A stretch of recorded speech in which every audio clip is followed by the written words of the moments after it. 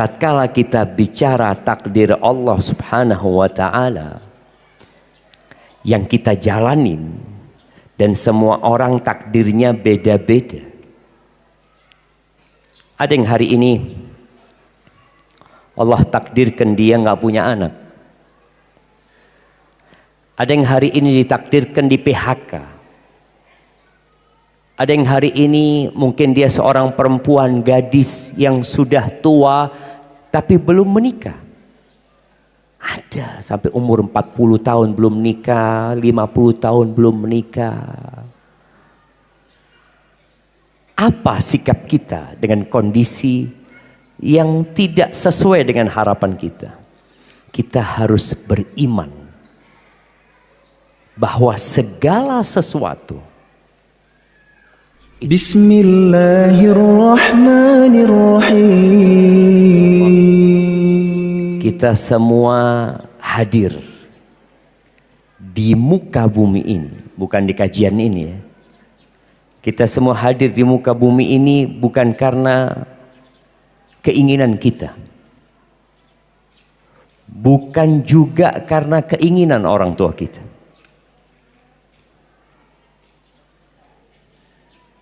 Semua orang tua, ya hampir semuanya, dia ingin anak-anak yang tampan dan cantik, tapi ternyata yang keluar seperti kita. Mau ngomong apa? Mereka tidak mencipta. Mungkin ada yang menanti anak perempuan, tapi ternyata yang keluar laki-laki. Ada yang sebaliknya, dia ingin anak laki-laki, ternyata anak pertama perempuan, kedua perempuan, ketiga perempuan, keempat perempuan, kelima perempuan, keenam perempuan, ketujuh perempuan, kedelapan perempuan. Ini kejadian nyata. Lalu istrinya hamil yang ke-9. Sang suami mengatakan, kalau nanti yang lahir perempuan lagi, kayaknya aku ceraikan engkau. Akhirnya istrinya lahiran. Sang suami nunggu di luar. Anaknya lahir, dihantarkan kepada ibundanya, ibundanya menangis. Kenapa? Perempuan lagi. Akhirnya dokternya bingung. Loh, alhamdulillah lahir, normal, sehat, sempurna. Engkau kok menangis? Maka ceritalah ibunya ini. Iya, anak saya yang pertama sampai sekarang ini perempuan semua. Sedangkan suami saya mengatakan kalau perempuan lagi dia mau menceraikan saya. Oh gitu. Urusan saya suami ibu, kata dia. Keluar dari ruang bersalin, dijumpai suaminya ini. Gimana dok? Anaknya laki apa perempuan? Kata dokter ini laki anaknya. Tapi ada masalah. Oh, alhamdulillah kata dia. Cuma ada masalah kata dia. Loh apa masalahnya dok? Anaknya bisu. Nggak bisa bicara. Dan buta, nggak bisa ngelihat, kata dia. Dia menyebutkan berbagai macam aib yang ada di diri anaknya. Mulai sang bapak ini sedih, cemas. Lalu sang dokter mengatakan, gimana kalau anak kamu perempuan tapi sempurna? Nggak apa-apa, perempuan aja dok, kata dia. Perempuan aja. Dia pikir sang istri ini buat anak. Kadangkala, gimana sih anak antum kok bisa laki semua? Gimana caranya? Gimana caranya? Wallahu a'lam, Allah yang ngasih. Lillahi mulkus samawati wal ard. Allah menyebutkan milik Allah kerajaan langit dan bumi. Yakhluqu ma yasha. Allah menciptakan apa yang Allah kehendaki. Yahabu liman yasha'u inathan wa yahabu liman yasha'u dzukur. Sebagian orang Allah karuniakan kepadanya anak-anak perempuan. Dan sebagian semua anaknya laki. Siapa yang anaknya perempuan semua? 9, 8, 7, 6, 5 aja mah nggak ada. Oke, 4. Oh, 4, 1, 2, kasih hadiah sama. Kasih buku dia. Masya Allah. 6, 2 orang. Sebelah sono, Masya Allah. Terus ada yang di belakang situ kasih. Angkat tangan biar kelihatan. Oh ada. Oh kok tambah banyak yang angkat tangan. Tadi cuma 2. Dilihat dikasih hadiah langsung angkat tangan semuanya. Tambah nggak apa-apa. Gimana kok cara bikinnya kok bisa perempuan semua? Allah yang menciptakan. Wa yahabu liman yasha'u dzukur. Ada yang semuanya laki.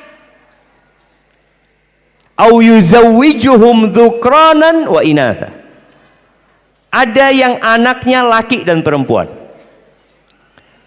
Wa yaj'alu man yasha'u aqima.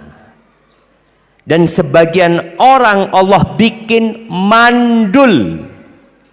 Innahu alimun qadir. Sesungguhnya Allah itu maha mengetahui dan maha perkasa. Allah maha mampu berbuat apa saja. Bukan kembali kepada kita. Maka di sini pentingnya kita beriman dengan yang namanya takdir. Kemudian kita melihat ada yang ingin anaknya sehat selalu, tapi ternyata anaknya sakit-sakitan. Lahir dengan jantung bocor. Ada masalah di paru-parunya. Allahu Akbar. Kenapa itu terjadi? Pasti ada hikmahnya di balik semua itu. Kemudian ada yang ingin anaknya soleh, berbakti kepada kedua orang tuanya. Ternyata anaknya seperti anaknya Nabi Nuh alaihissalam, yang diajak beriman tidak mau. Padahal bapaknya seorang nabi. Bapaknya berdakwah tidak pernah berhenti. Berdoa selalu memohon kepada Allah, tapi anaknya tetap seperti itu. Kenapa itu terjadi? Takdir. Ada yang ingin jadi supir pesawat. Ya, apa supir pesawat ya? Ternyata anaknya jadi supir truk. Sama-sama supir, cuma beda kendaraan yang dia supir. Kita kalau bicara keinginan dan harapan, semuanya ingin yang baik-baik dan indah-indah. Ada yang ingin istri yang solehah. Wallah, anak kepingin istri yang solehah, Ustaz, yang taat, yang penurut, yang kalau anak mau nikah lagi dia katakan tafadhol gitu, Ustaz. Semuanya kepingin istri seperti itu. Nah, tapi ternyata Allah, Ustaz, istri anak kalau marah, Ustaz, habis piring di rumah. Terus mau gimana? Ya, kita harus hadapi. Ada yang sebaliknya, istri yang dalam doa-doanya selalu berdoa memohon kepada Allah mendapatkan suami yang soleh, suami yang royal ketika dia memberikan nafkah, suami yang menjaga pandangan matanya, suami yang amanah dan setia. Tapi ternyata suaminya na'udzubillah kasar, suaminya baik di depan orang tapi buruk di dalam rumah sendiri. Terus gimana? Padahal aku sudah berusaha, Ustaz, ini dan itu. Itulah namanya takdir Allah Azza wa Jalla. Ahibati fillah, kita ini musim haji. Kita ada di bulan haji. Banyak jemaah haji yang berharap mati di tanah suci. Ya Allah, ternyata mati di Cengkareng dia. Nah, kita nggak bisa tetapkan itu. Ada yang berharap meninggal di kota Mekah, tapi ternyata meninggalnya di kota Madinah. Belum haji. Dia. Ala kulli hal, hidup ini adalah karunia dari Allah Azza wa Jalla. Allah memberikan kehidupan kepada kita, tapi di situ ada ujian dari Allah Subhanahu wa taala. Allah menyebutkan tentang kondisi umat Islam. Anak akan berbicara tentang kondisi umat Islam. Kalau tadi Bapak Wakil Wali Kota menyebutkan ada kondisi yang perlu menjadi perhatian negara, perhatian para ulama, Majelis Ulama Indonesia, perhatian para orang tua, perhatian semua masyarakat. Kondisi kita sendiri. Kadangkala kita berpikir, apakah anak-anak kita nantinya akan dapat menghadapi kehidupan yang lebih sulit? Karena Nabi alaihi salatu wasallam menyampaikan, ma min zamanin illa walladhi ba'dahu syarrun minhu. Tidak ada suatu masa kecuali yang sesudahnya lebih buruk daripada yang sebelumnya. Jadi anak-anak kita akan menghadapi zaman yang lebih menakutkan jemaah. Anak ingat ucapan Syekh Abdul Razak hafizahullahu ta'ala. Beliau menyampaikan, remaja, pemuda di masa sekarang ini menghadapi ujian yang tidak pernah dihadapi sahabat-sahabat Nabi. Karena fitnahnya begitu dahsyat. Dulu orang kalau mau nonton film, kemana mereka? Di Padang Panjang ada bioskop? Ada. Dulu. Sekarang nggak ada. Dulu orang mau nonton, ada rental video, ada layar tancap, macam-macam. Tapi sekarang ada di tangan. Di tangan kita. Semua yang ada di dunia ini ada di tangan. Semuanya. Bagaimana kita mempersiapkan mereka untuk menghadapi hari-hari yang penuh dengan kegelapan? Kalau sendirian nggak bisa. Kita harus bersama-sama. Tapi di surat Fatir ayat 32-35 Allah Azza wa Jalla mengatakan, "Tsumma awrathnal kitaba alladzina istafaina min ibadina." Kata Allah, kemudian kami wariskan kitab ini kepada hamba-hamba yang kami pilih, kepada orang-orang yang beriman. Faminhum zalimun li nafsih. Ternyata kondisi umat Islam ini ada 3 tingkatan. Yang pertama, zalimun li nafsih. Orang yang menzalimin dirinya. Dia muslim, dia beriman, tapi terus berbuat dosa. Boleh jadi kewajiban dia tinggalkan, larangan dia langgar.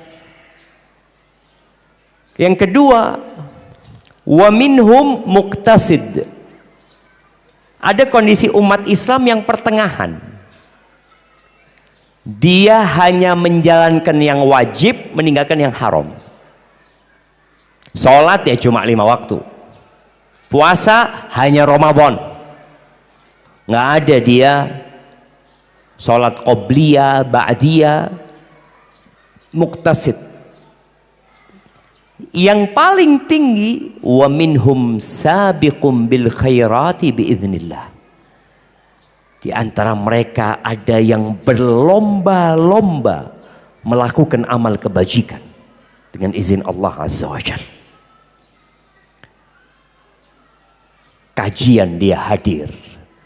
Dan kalau kita melihat kondisi umat Islam yang hadir di masjid menuntut ilmu agama, dengan yang tidak pernah hadir di masjid menuntut ilmu agama, berapa persentasenya? Oh, ini ada ketua majelis ulama. Berapa persen umat Islam di Padang Panjang ini yang datang ke majelis ilmu, Ustaz? Berapa persen? Belum pernah ada sensus, Ustaz. Sedikit, sedikit sekali. Dan ini PR bersama.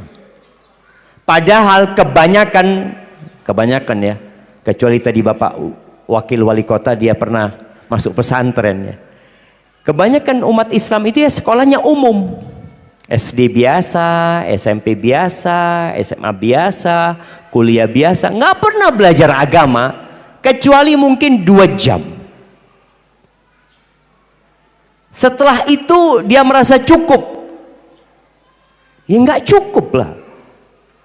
Orang belajar dunia saja, dia bertahun-tahun, kemudian belajar agama dia merasa cukup. Padahal perjalanan kita setelah kematian itu panjang, yang membutuhkan bekal yang mencukupi.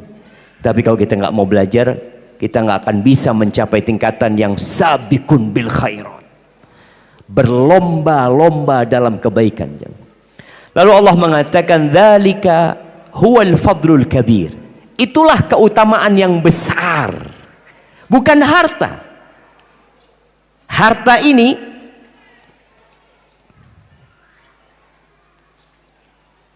kata Nabi sallallahu alaihi wasallam, "Lau kanatid dunya ta'dilu indallah janaha ba'udah." Kalau dunia ini ada nilainya di sisi Allah seperti 1 sayap nyamuk. 1 sayap nyamuk. Apa kata Nabi SAW? Ma saqa kafiran syarbatama. Orang kafir yang tidak beriman, Allah tidak akan kasih seteguk air. Nggak akan Allah kasih. Kalau dunia ini semuanya yang sekarang sedang diperebutkan oleh 8 miliar manusia, itu nilainya seperti 1 sayap nyamuk, orang kafir nggak akan Allah kasih 1 teguk air. Tapi karena nilainya lebih rendah dari 1 sayap nyamuk itu, Allah Azza wa Jalla mengatakan di surat Az-Zukhruf, walaula an yakuna an-nasu ummatan wahida la ja'alna liman yakfuru birrahmani libuyutihim suqufan min fiddah wa ma'arija 'alaiha yadhharun wa libuyutihim abwaban wa sururan 'alaiha yattaki'un wa zukhrufan wa in kullu dzalika lamma mata'ul hayatid dunya wal akhiratu 'inda rabbika lil muttaqin. Kalau bukan karena Allah khawatir semua orang itu jadi kafir, ini karena kasih sayang Allah kepada umat manusia, Allah akan jadikan orang-orang kafir itu semuanya kaya raya, rumahnya mewah, ada tangganya bukan dari marmer tapi tangganya dari perak, jemaah. Pintu-pintu rumah mereka dari perak, ada banyak perhiasan emas-emasan di rumah mereka. Kata Allah, itu semua kenikmatan dunia yang sangat hina. Wal akhiratu 'inda rabbika lil muttaqin. Dan akhirat di sisi Tuhanmu khusus buat orang-orang yang bertakwa. Maka tadi kalau bicara karunia Allah yang agung, antum bisa duduk di majelis ilmu. Antum bisa sholat 2 rakaat sebelum subuh tadi, yang kata Nabi alaihi salatu wasallam, khairun minad dunya wa ma fiha, lebih baik dari dunia dan isinya. Kalau antum dikasih pilihan jadi presiden Republik Indonesia atau kehilangan 2 rakaat sebelum subuh, antum milih mana? Ya, kehilangan 2 rakaat tak apa-apa Ustaz, yang penting jadi presiden. Padahal 2 rakaat itu lebih baik daripada antum jadi presiden dunia semuanya. Tapi kita memandang dunia ini sesuatu yang harus kita dapatkan. Seakan-akan kita akan kekal dan abadi. Lihatlah presiden di Indonesia. Siapa yang pertama? Bung Karno mati, Soeharto mati, terus jemaah. Maka Allah mengatakan dzalika huwal fadlul kabir. Itulah karunia yang besar tatkala antum bisa berebut menuju kepada Allah Subhanahu wa taala, pemilik langit dan bumi ini. Lalu Allah mengatakan jannatu adnin yadkhulunaha. Mereka orang-orang yang beriman dan beramal soleh akan masuk ke surga tempat tinggal. Yuhallawna fiha min asawira min dhahabi wa lu'lu'a. Mereka akan diberi perhiasan dari emas dan mutiara. Walibasuhum fiha harir. Dan pakaian mereka di sana sutra. Emak-emak ini paling suka dengan pakaian. Bidadari surga itu.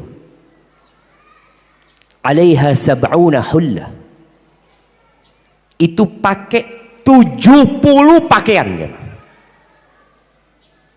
Gimana kalau di dunia ada perempuan pakai 10 pakaian? Dia nggak akan bisa bergerak. Kemudian ketika dia pakai pakaian yang di dalamnya tidak akan terlihat. Karena dilapisin. Tapi di surga Allah Azza wa Jal 70 pakaian dia pakai semuanya kelihatan. Antum melihat istri antum dari kiri, Allahu Akbar, bajunya merah. Dari kanan loh biru. 70 pakaian. Yura mukhu saqaiha. Sum-sum betisnya terlihat dari luar pakaiannya itu. Itu tempat yang perlu diperjuangkan jamaah. Lalu apa kata orang-orang yang masuk surga ini? Mereka mengatakan waqalul hamdulillah alladzi adhaba 'annal hazan.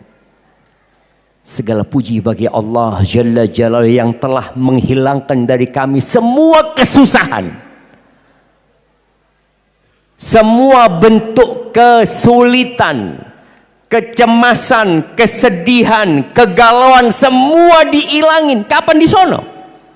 Inna rabbana la ghafurun syakur. Sesungguhnya Rabb kami itu maha pengampun dan maha bersyukur. Allah itu memberikan balasan yang besar untuk satu amalan yang kecil. Alladzi ahallana daral muqamati min fadlih. Yang dia memperkenankan kita semua untuk tinggal di surga Allah Azza wa Jalla. Tempat tinggal yang sebenarnya dari karunia Allah. La yamassuna fiha nasabun wa la yamassuna fiha lughub. Enggak ada susah, enggak ada capek, enggak ada letih di sana jemaah. Tapi semua itu membutuhkan perjuangan. Dan tatkala kita bicara takdir Allah Subhanahu wa taala yang kita jalanin, dan semua orang takdirnya beda-beda. Ada yang hari ini Allah takdirkan dia nggak punya anak. Ada yang hari ini ditakdirkan di PHK. Ada yang hari ini mungkin dia seorang perempuan gadis yang sudah tua tapi belum menikah. Ada sampai umur 40 tahun belum nikah, 50 tahun belum menikah.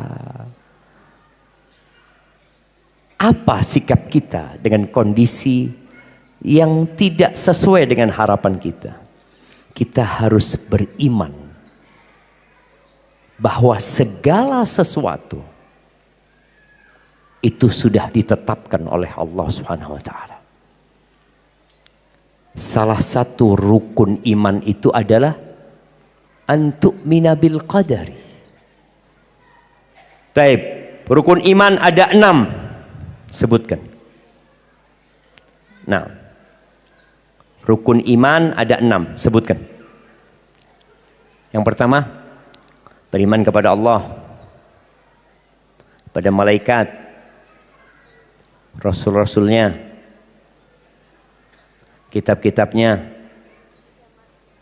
hari akhir.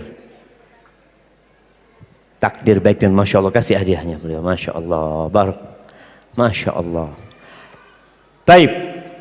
Antu'mina billah wa malaikatihi wa kutubihi wa rusulihi wal yaumil akhir wa tu'mina bil qadari khairihi wa syarrihi. Engkau beriman kepada Allah, kepada malaikat-malaikat Allah, kepada kitab-kitab Allah, kepada apalagi jemaah? Rasul-rasul Allah. Yang kelima, hari akhir. Kemudian beriman dengan takdir yang baik dan buruk. Apa makna beriman dengan takdir? Allah berfirman di surat Al-Qamar ayat 49. Allah mengatakan, inna kulla syai'in khalaqnahu biqadar. Kata Allah, sesungguhnya segala sesuatu kami ciptakan dengan ketentuan, dengan takaran, segalanya.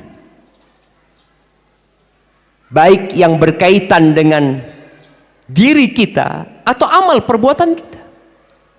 Semuanya sudah ditetapkan oleh Allah Subhanahu wa taala. Seringkali kita mendengar istilah jodoh itu sudah ditakdirkan. Bukan hanya jodoh, rizki pun sudah ditakdirkan, ajal kita pun sudah ditakdirkan. Masuk surga dan neraka, Allah tahu nggak siapa di antara kita yang masuk surga dan neraka? Jamaah, Allah tahu nggak?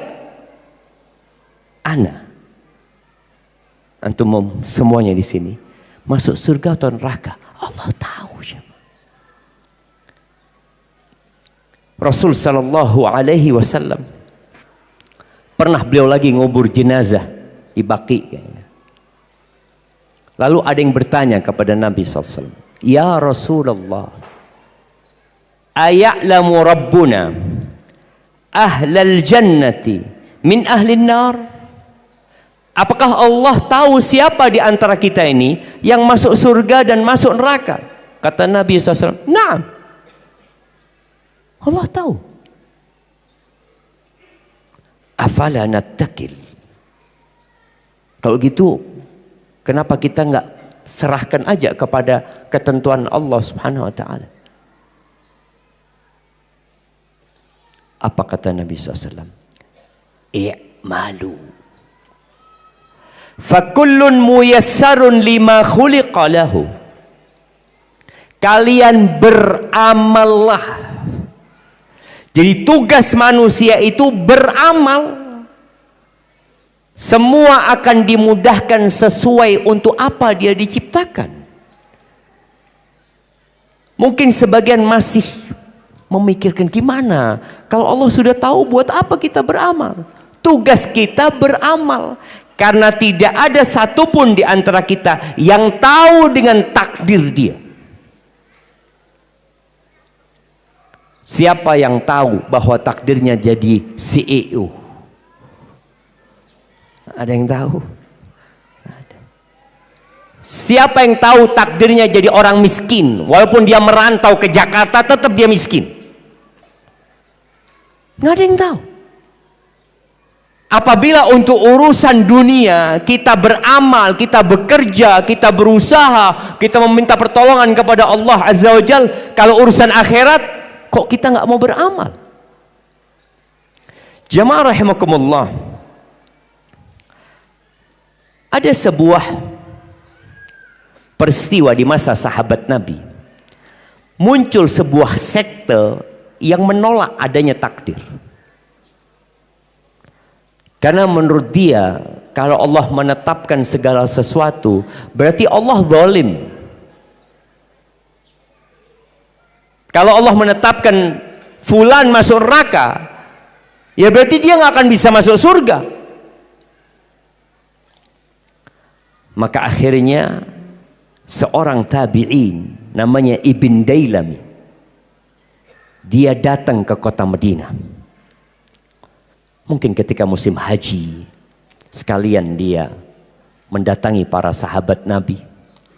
Dia berjumpa dengan Ubay bin Ka'ab. Faqultu lahu waqa'a fi nafsi syai'un minal qadar. Di diriku ada syubhat, ada sebuah keraguan yang berkaitan dengan takdir. Fahadithni bihadithin la'alla Allah an yudhibahu min qalbi. Berikan kepada aku sebuah hadis, ajarkan kepada aku sebuah pelajaran, semoga dengannya Allah menghilangkan syubhat itu, keraguan itu dari hatiku. Karena cara menghilangkan penyakit hati itu ya dengan ilmu. Akhirnya Ubay ini mengatakan kepada Ibn Dailami, "Lau anna Allah adzaba ahla samawatihi wa ahla ardihi adzabahum wa huwa ghairu zalimin lahum." Andai kata kalau Allah mengazab semua penghuni langit dan semua penduduk bumi, maka Allah mengazab mereka tanpa ada kezaliman di sisi Allah Azza wa Jalla. Kok bisa? Lu semua milik Allah. Antum sholat dengan kaki dari siapa? Dari Allah. Yang menggerakkan hati antum siapa? Allah. Rizki yang antum makan dari siapa? Allah. Antum bisa tidur di rumah dengan nikmat dari siapa? Allah. Kalau Allah mengadab semuanya, Allah itu nggak zalim. Dia pemilik, fa'alun lima yurid. Allah berbuat apa yang Allah kehendaki. Tapi Allah tidak melakukan yang sia-sia. Walau rahimahum, kalau Allah merahmati semua penghuni langit dan penduduk bumi, kanat rahmatuhu khairan lahum min a'malihim. Rahmat Allah itu lebih baik daripada amal soleh yang mereka lakukan. Kadangkala kita merasa berhak untuk masuk surga dengan amal perbuatan kita. Alhamdulillah Ustaz, ana setiap hari sholat di sof pertama, ana hafal Quran 30 juz, ana hatam tiap 3 hari, ana selalu berangkat haji, ana berangkat umroh, ana sedekah. Oke, engkau punya semua amal soleh itu. Apakah semua amalanmu itu kalau ditimbang dengan satu nikmat yang Allah berikan, nikmat mata, bisa untuk membayar nikmat mata itu? Nggak bisa, jemaah. Oleh itu Nabi alaihi salatu wasallam mengatakan, la yadkhulu ahadukumul jannah bi'amali. Nggak ada satupun di antara kalian yang akan masuk surga dengan amalannya. Hatta anta ya Rasulullah. Bayangkan bagaimana Nabi alaihi salatu wasallam beriman dengan takdir Allah. Sampai engkau ya Rasulullah, hatta ana, sampai aku pun tidak akan masuk surga dengan amalanku. Illa ayyataghammadani Allahu birahmatih, kecuali Allah membalutku dengan rahmatnya, baru aku masuk surga. Nah, jadi ahibati fillah, amal soleh kita itu nggak akan memasukkan kita ke surga. Itu jadi sebab iya, tapi yang memasukkan ke surga rahmat Allah Subhanahu wa taala. Kemudian Ubay mengatakan kepada Ibn Dailami, walau anfaqta mithla Uhudin dhahaban fi sabilillah, kalau engkau berinfak di jalan Allah seperti gunung Uhud emas, jadi full gunung Uhud itu emas, kemudian engkau infakkan, kata Ubay, Allah nggak akan terima dari engkau sampai engkau beriman dengan takdir. Wa ta'lam, dan engkau harus meyakini, annama asabaka lam yakun li ukhti'ak, bahwa apa yang menimpamu itu tidak akan luput darimu. Beriman dengan takdir yang menimpa kita, seperti kejadian kemarin. saudara-saudara kita yang berteduh dari hujan di jalan apa namanya? Jembatan 2 sana. Mereka mau selamat. Mereka melakukan itu mencari keselamatan. Ternyata yang tertulis mereka mati di tempat mencari keselamatan. Udah takdirnya Allah. Nggak perlu mengatakan, oh andai kata mereka itu tidak di situ Ustaz, mereka selamat. Loh andai kata, udah mati mereka. Iya maksudnya kita berandai-andai. Nggak ada gunanya berandai-andai kalau sudah terjadi. Seorang naik motor tabrakan, lalu mengatakan, ya Allah nak, andai kata engkau nggak keluar nak. Loh kok andai kata? Udah keluar dia, udah tabrakan. Kita harus tahu bahwa ini ketetapan Allah Subhanahu wa taala. Wa anna ma akhta'aka lam yakun liusibak. Yang meleset darimu itu memang Allah tetapkan tidak menimpamu. Berapa sering ya kita sok-sokan ketika dia selamat dari musibah, ini karena rizki anak soleh. Kita lihat ada orang-orang kafir selamat dari musibah, mereka bukan orang soleh. Pesawat jatuh, nggak semuanya mati. Karena memang ketentuan Allah, yang ini mati, yang ini tidak mati. Walau mutta ala ghairi hada la dakhaltan nar. Kalau engkau mati dan tidak mengimani takdir ini, engkau akan masuk neraka. Ini Ibn Dailami dapat penjelasan dari Ubay bin Ka'ab radhiyallahu anhu. Salah satu ulama yang hafal Quran, penulis wahyu dari sahabat Nabi SAW. Qala thumma ataitu Abdullah bin Mas'ud. Kemudian aku mendatangi Abdullah bin Mas'ud. Sama-sama yang dia datangi ulama-ulamanya sahabat. Faqala mithla dhalik. Ternyata yang diucapkan oleh Abdullah bin Mas'ud sama persis dengan yang diucapkan oleh Ubay bin Ka'ab. 2. Lalu dia katakan, thumma ataitu Hudzaifa ibn al-Yaman. Lalu aku mendatangi Hudzaifa ibn al-Yaman. Hudzaifa ibn al-Yaman ini memiliki fadilah yang tidak dimiliki sahabat-sahabat lain. Apa keutamaan Hudzaifa ibn al-Yaman? Nah, menjadi juru kunci rahasia Nabi Muhammad SAW. Rahasia apa? Masya Allah, kasihkan hadiah kepada beliau. Nah, antum sudah nikah? Mau nikah? Insya Allah segera nikah, kasihkan ini kepada beliau. Biar segera menikah dia. Enggak apa-apa.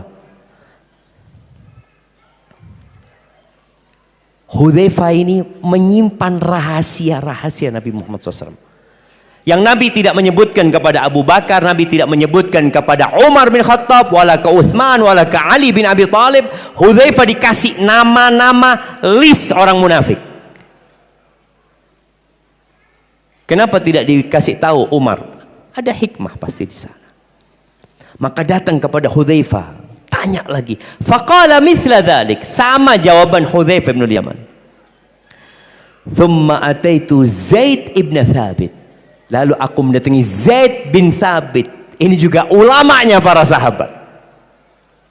Fahaddatsani anin Nabi sallallahu alaihi wasallam. Lalu dia memberitahu aku dari Nabi Muhammad SAW seperti yang disampaikan oleh 3 sahabat.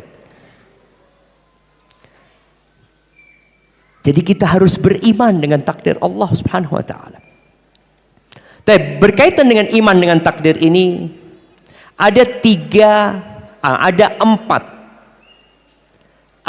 tingkatan yang semoga dengannya kita akan lebih mudah memahami.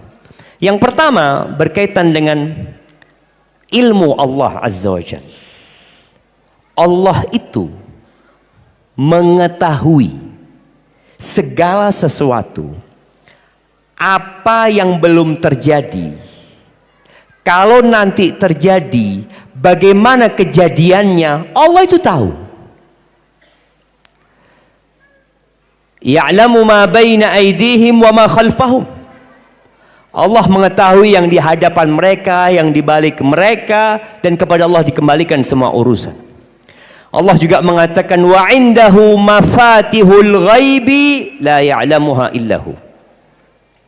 Allah itu memiliki perbendaharaan atau kunci-kunci yang gaib, jemaah. Enggak ada yang mengetahui kecuali Dia. Wa ya'lamu ma fil barri wal bahr. Allah mengetahui apa yang ada di daratan dan apa yang ada di lautan. Siapa yang tahu dengan jumlah ikan di lautan Padang sana? Siapa yang tahu, jemaah? Baik, ana nggak tahu Ustaz, karena ana hidup di hutan. Oke, siapa yang tahu jumlah semut yang ada di mana bukit sini, jemaah? Ada yang tahu? Siapa, jemaah?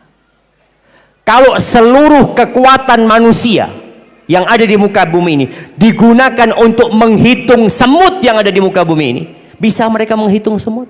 Nggak bisa. Allah tahu dengan jumlah pasir. Oh, bangunan Islamic Center ini, berapa jumlah butiran pasir yang ada di tembok ini, Ustaz? Apakah kuli yang bangun tahu? Ya, kalau kuli nggak tahu lah. Mungkin arsiteknya tahu. Arsiteknya tahu. Nggak ada yang tahu. Tapi Allah tahu. Itu kalau bicara ilmu Allah Azza wa Jalla.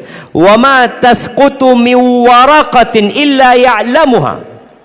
Dan tidak ada satupun daun yang jatuh kecuali Allah tahu, jemaah. Jadi daun ketika jatuh, dia itu nggak langsung jatuh seperti ini. Dia masih bolak-balik. Berapa jumlah bolak-baliknya dia, Allah tahu. Ketika dia sampai tanah, nanti dia akan jadi apa? Oh, dia akan disapu oleh manusia.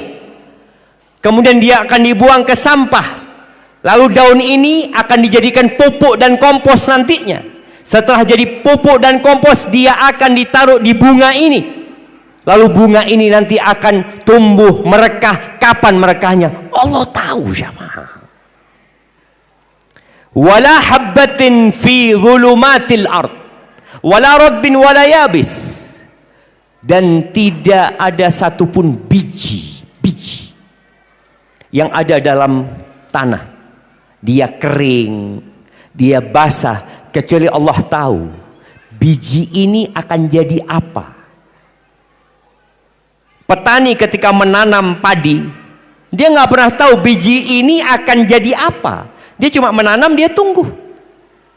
Ada biji yang alhamdulillah jadi berbuah, ada yang kering mati sebelum berbuah. Allah tahu, jemaah. Itu ilmu. Semuanya berada di dalam kitab yang menjelaskan, yang nyata dalam Lauhul Mahfuz.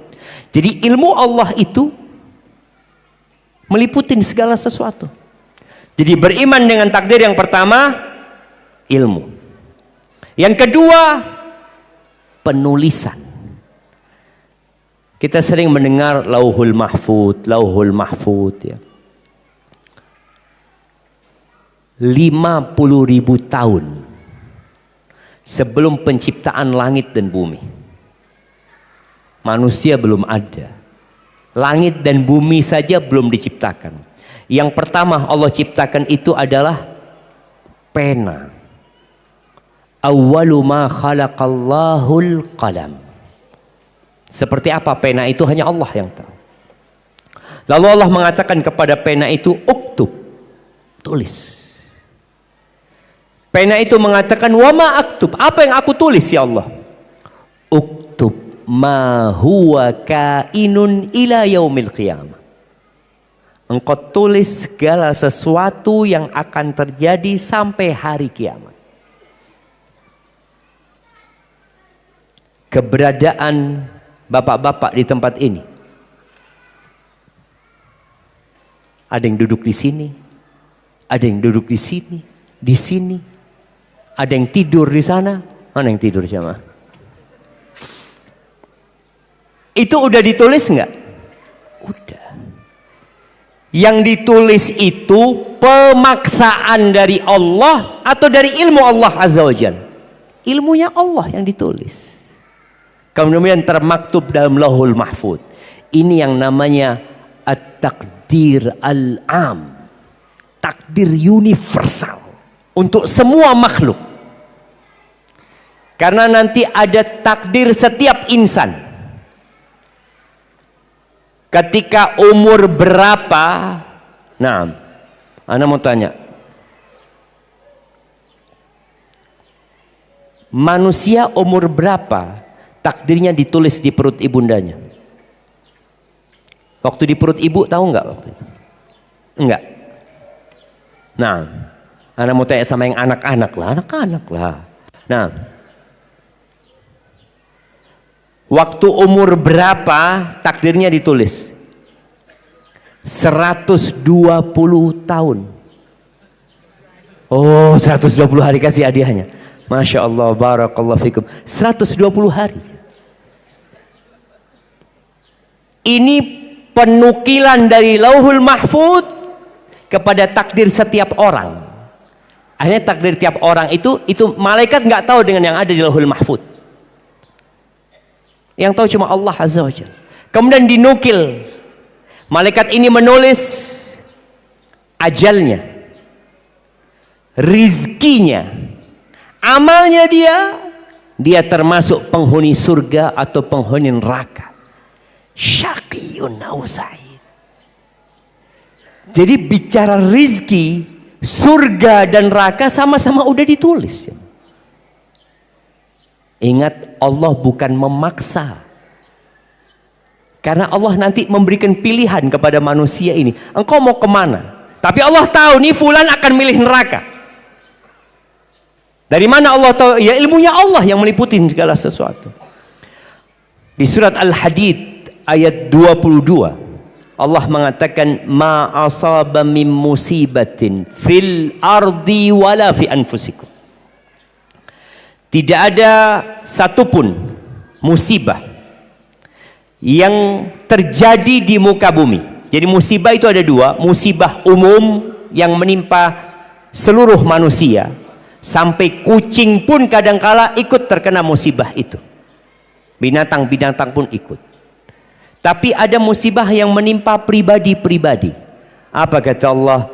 Illa fi kitab. Semua sudah ada dalam kitab. Sudah ada dalam catatan Allah Azza wa Jalla. Min qabli an nabra'aha. Sebelum kejadiannya itu. Sebelum diciptakan musibah itu sudah ada dalam kitab itu.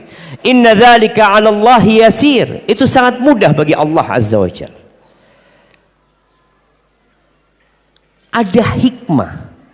Kenapa Allah jelaskan ini? Likaila ta'sau 'ala ma fatakum wa la tafrahu bima atakum.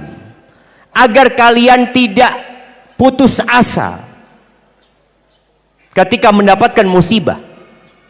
Umpamanya ada seorang wanita tahu-tahu di WA sama suaminya. Di WA malam Idul Fitri. Sayang, mohon maaf ya. Aku ceraikan engkau lewat tulisan ini. Malam Idul Fitri jemaah. Baju Idul Fitri sudah jadi. Ternyata dia diceraikan oleh suaminya. Seorang yang beriman dengan takdir, dia akan mengatakan inna lillah wa inna ilaihi raji'un. Qadarullah wa ma syaa fa'al. Dan dia yakin bahwasanya ini udah ditulis sama Allah Azza wa Jalla. Aku nggak mau ini terjadi. Tapi ternyata itu terjadi. Jadi Allah menetapkan itu dan memberitahukan kepada kita agar kita tidak hidup dalam penderitaan, perasaan kita sendiri. Kenapa sampai hari ini yang namanya narkoba itu laris. Kenapa? Siapa yang mau menyebutkan kenapa narkoba itu sampai hari ini jadi buruan jemaah? Dan Indonesia termasuk target pasar narkoba yang besar sekali. Kenapa? Coba mau jawab. Karena dilarang. Iya, mereka itu kenapa harus mengkonsumsi itu gitu loh. Menghindari peralihannya, karena mereka tidak menerima kenyataan itu. Kasihkan hadiahnya kepada beliau. Masya Allah, anak kasih antum menjadi pengantin. Antum sudah nikah? Alhamdulillah. Fadl kasihkan kepada beliau untuk nambah lagi. La haula wala quwwata. Untuk pelarian. Karena narkoba itu bukan seperti makan nasi padang, kebutuhan. Tubuh kita butuh sama makanan. Narkoba ini enggak. Untuk pelarian dari kenyataan mereka. Mereka tidak siap menerima kondisi diri. Oh, untuk senang. Emangnya orang baru senang kalau mengkonsumsi narkoba? Berarti semua manusia ini yang tidak mengkonsumsi narkoba, mereka tidak bahagia hidupnya. Kebalik. Ini orang-orang yang mengkonsumsi narkoba karena lemahnya iman dia kepada takdir Allah Azza wa Jal sebagai pelarian. Kalau dia beriman, ya sudahlah, kondisinya memang seperti ini ya. Bahkan kadangkala ada orang-orang public figure yang masyarakat melihat dia, ya Allah, senengnya hidupnya orang ini, dihormati orang, dihargai orang, dan followernya banyak. Tapi tahu-tahu ketangkep narkoba, sabu-sabu, pelarian. Tatkala kita beriman ini sudah ketentuan Allah Azza wa Jal, dia akan tenang hatinya. Wala tafrahu bima atakum. Dan supaya kalian tidak bergembira, berbangga-bangga dengan apa yang diberikan kepada kalian. Karena ada orang mengatakan kalau sukses usaha, perjuangan, kalau bangkrut takdir. Loh, kalau antum sukses bukan takdir, oh perjuangan. Oh, kalau antum musibah ya takdir. Dua-duanya sama-sama takdir. Antum kaya, antum sukses, antum jadi profesor, itu takdir. Orang yang tidak beriman dengan takdir akhirnya nggak bersyukur sama Allah SWT. Dia hanya beriman dengan takdir buruk. Padahal rukun imannya antu'mina bil qadari khairihi syarrihi. Antum dikasih anak, alhamdulillah anaknya ganteng. Iya Ustaz, memang anak ya proses sih kata dia. Proses apa? Ya itu bisa ganteng karena ibunya cantik. Apakah semua yang ibunya cantik anaknya ganteng? Tidak, jemaah. Makanya ada yang bapak ibunya Allahu Akbar ya.